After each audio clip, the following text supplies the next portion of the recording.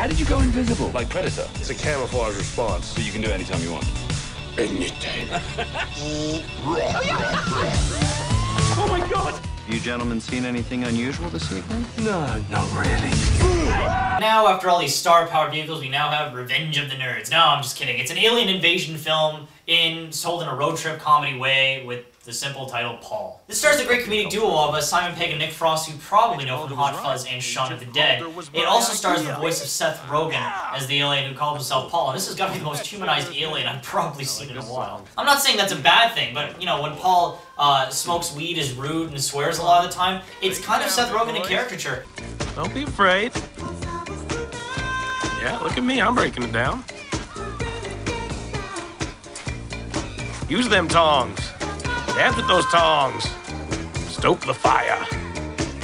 This is sort of a comedy troupe, and not really a bunch of characters, which can go either way. It's just sort of watching a bunch of funny people on screen, but when they are funny, that is why Paul works. Kristen Wiig is met along the way as sort of a Darwinian theory enthusiast, and we also have Bill Hader as a cop chasing after them, and Jason Bateman as the very strict cop who knows that they're actually searching for an alien. And of course we have someone called The Big Guy by a cameo from a famous sci-fi personality who I will not spoil. But really this is just it's a bunch of funny people on screen, so there aren't really any characters to really latch onto, and it really lacks the heart of other films. This movie is a nerdathon, and it gets a lot tiring in the last 30 minutes when they start referencing every single sci-fi movie you've seen. It's like, we get it, you saw us a bunch of sci-fi movie films. Let's get back to the characters who are in this film. But overall, Paul is a mixed bag for me, but I will give it a mild see it just because it does give me enough laughs to say that I did enjoy myself, and I don't think I wasted my money at all, but it lacks a lot of things that this repertoire, they should be better. Yeah, I think for comic book people, they're gonna like it. I think they're gonna get little tidbits. For me personally, this is a big letdown, so it's gonna be a skip it for me. Okay. And I think the problem with the movie is that we get Pegg and Frost right in this chapter. Good. Yeah. These guys deliver on Hot Fuzz and Shaun of the Dead. Those are good, modified genre satire comedies. I really like those films. Then we get Paul, so it's an alien genre, so they're gonna obviously be like making fun of E.T. in those films, like that's Spielberg films pretty much. Yeah. And the only character interesting who I found decent was Paul. Which I guess that's the title of the movie, but that's as much as I can really give it. Yeah. I mean, the Pegg Frost characters, what we're so used to and have come to love, is Simon Pegg being the appetite guy and Nick Frost being the doofus. They're both doofuses, so it's just kind of one-dimensional. And yeah, I love what you're saying. I love how Paul brings humanity to the characters who are pretty much in their own little comic book world, which I thought was funny. I'm Paul. Paul? Yeah, it's a nickname that stuck. My ship crashed on a dog. It doesn't matter. Look, if you don't help me, I could die on this road tonight. Okay. Okay. Kristen Wiig, who's unbelievably unfunny as this huge Christian evangelicist, and she doesn't bring any laughs, and she starts swearing a lot. I'm like, okay, she's swearing. I think the reason why I found Kristen Wiig's character really funny is because in every film that she does, she plays this innocent sort of character who's put into very vulgar situation where she's forced to sort of get angry. And it's kind of funny watching this really innocent, sweet little girl get angry. I like it when he swears, because more so it's Seth Rogen, the fact that he's a stoner, and that's who he is, and the fact that penetrates an alien character is really, I thought that was the only clever part of the film. Whereas you go on and on and on with these silly skit scenes that just aren't that funny, and then you get the one thing I did like is Kristen Wiig's father who's chasing her. He just keeps reoccurring throughout the whole story. I'm like, okay, that was funny because it's out of place. Yeah, this is definitely below, especially the director and the writer's other works, because those are much better, because Greg Mottola was super bad, really captured, with its vulgarity, captured the heart of high school thing, and it was more relatable. And with Adventureland, it wasn't even that vulgar, it was just so honest. And with Simon Pegg and Nick Frost writing, you'd think that they would maybe shoot the film like a cheesy sci-fi film, but it's actually kind of a road trip movie, which is kind of, a bit of a letdown. They went on a road trip. Yeah, exactly, they were on a road trip. But the thing is, the film really made me laugh hard, and I guess it just hit my sense of humor, because I don't know if it's my inner nerd, or if it's the fact that it's the inner nerd, it's the inner lack of taste. Maybe it's the inner nerd, but maybe it's the fact that I just enjoy Seth Rogen as a character. Maybe it's because I liked all the funny people on screen, even if they were just funny people and not necessarily characters. They made me laugh. Does Through the Olive Trees or Close Up remind you of any certain director? Well, probably doesn't, and that is, it's by director Abbas Kiarostami, whose new film is Certified Copy, a really esoteric but very, very, very effective film. Abbas Kiarostami, he's an Iranian director, and this is his first time filming outside of Iran. He films in Tuscany, the beautiful, beautiful Tuscany. It must be a great romantic comedy. Well, that's just not his style. That's not how he films his films.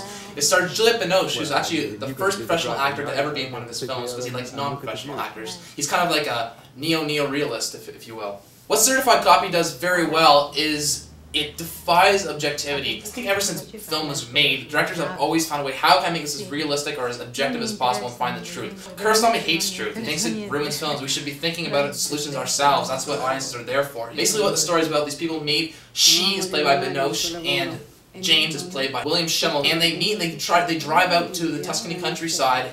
Un buon marito però. Cos'è? Un buon marito però. E come fa a saperlo? Si vede. Da dove viene, signora? Io? Dalla Francia. E dove ha imparato l'italiano? Vivo da 5 anni in Italia. Suddenly they feel like they're husband and wife, but they're just kind of masquerading as one. They're not really that. But what's interesting is as the story progresses, gradually but very suddenly, you wonder if they just are husband and wife.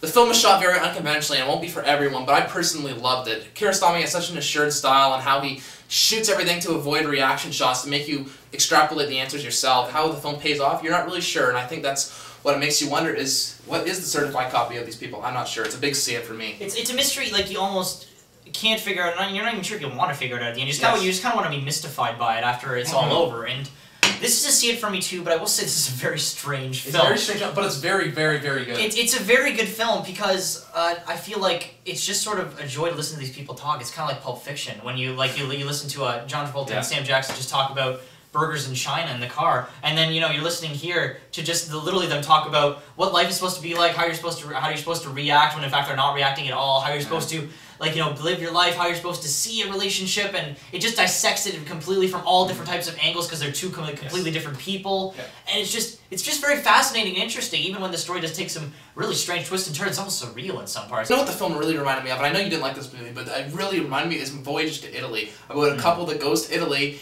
when there's a wedding in the scene in Certified Copy, and they don't even acknowledge it. It's just they're kind of floating around, trying to sort out the problems. And you just really, there is no character motives, you don't really know who these people are, and you think you do, and then just slowly just takes them down, then you don't know anything, and there's this famous quote over Kurosawa movies, which is, you sleep during his films, and you wake up and you dream about him forever. And that's how I felt about Certified Copies. I couldn't stop thinking about it, even though it's a little, it's gradual. It has this atmosphere about it that's sort of like, do you want to invest your time with these characters, and if you do, you will be rewarded if you do. Even though you may not necessarily understand who they are, or get to know their emotions, or get to know what is driving them to say the things that they're saying. But the fact of the matter is, what they are saying is interesting, and that's really what it comes down to. They're just conversationalists. One's a writer, while one of them's admiring him, or for all they know, they could have known each other for 15 years. You don't even know. It's just how the script is layered and how it goes to there's really strange abstract places where almost all the time they're always alone. I will note the scene when the old man comes and puts his arm around him and is talking to him. That's actually a famous French writer, and he's apparently doing a cameo in this scene. And that's a very weird scene because he's giving this advice, but he's not actually her husband,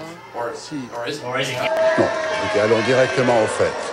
Je pense que la seule chose qu'elle demande, c'est que vous marchiez à côté d'elle et que vous posiez votre main sur son épaule.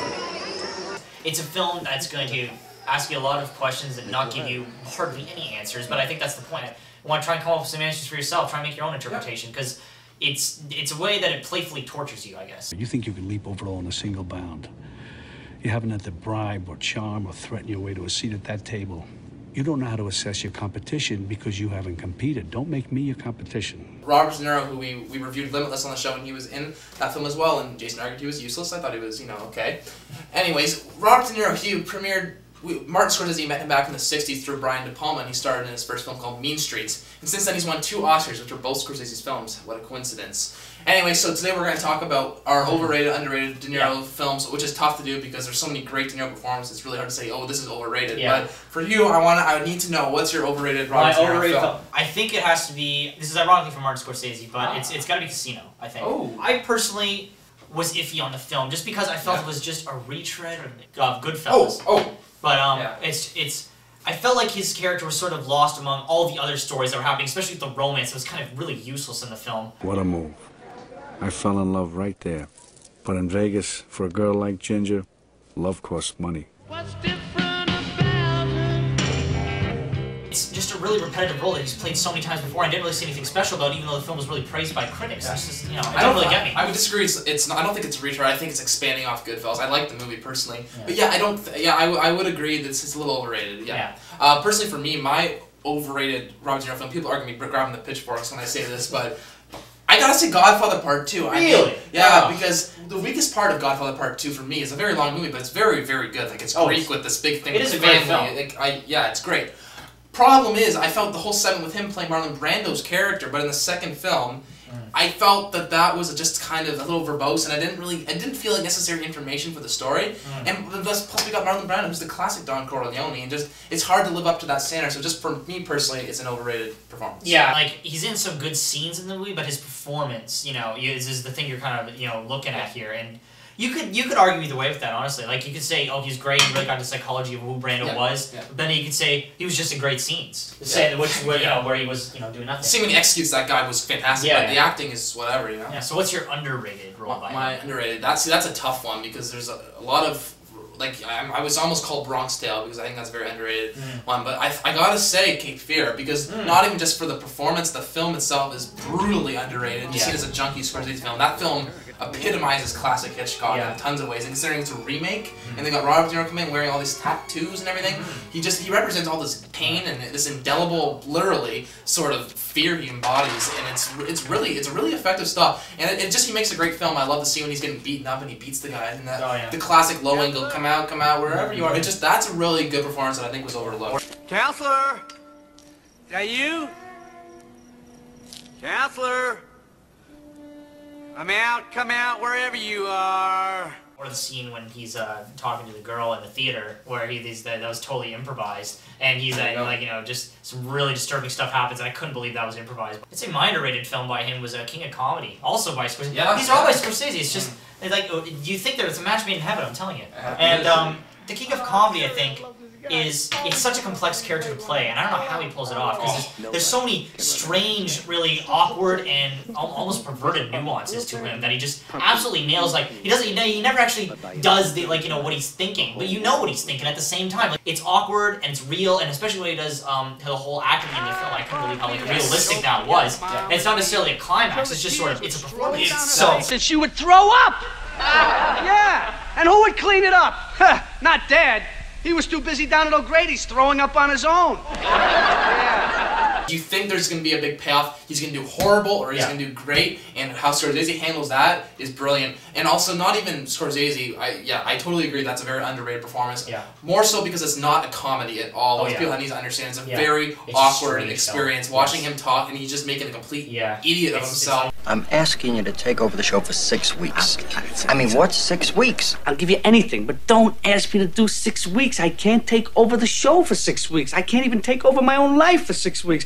And you're asking me to do something that's impossible. But that's tough to do. It's tough for actors to make idiots of themselves when they're acting well. So all I can say is I hope he makes better choices today than like he did back then, because he's been kind of tripping up today. All I'm saying is, Do You Paint White Fences is Scorsese's new film, and that's with Pesci, Pacino, and De Niro. So I'm looking forward to that. That'll be interesting. Alright, so that's it for this week's show. Next week we're actually not going to have an episode, but you can check out our personal video reviews of Zack Snyder's Sucker Punch, which should be interesting. Yeah, and Parker's website is www.finaltake.com. You should go over and check that out. Yeah, if you want to check out Jason's blog, you can go to rogersfinaltake.blogspot.com.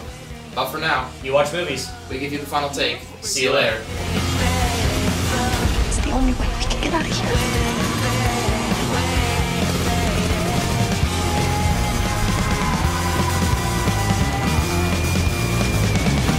If you don't stand for something, you'll fall for anything.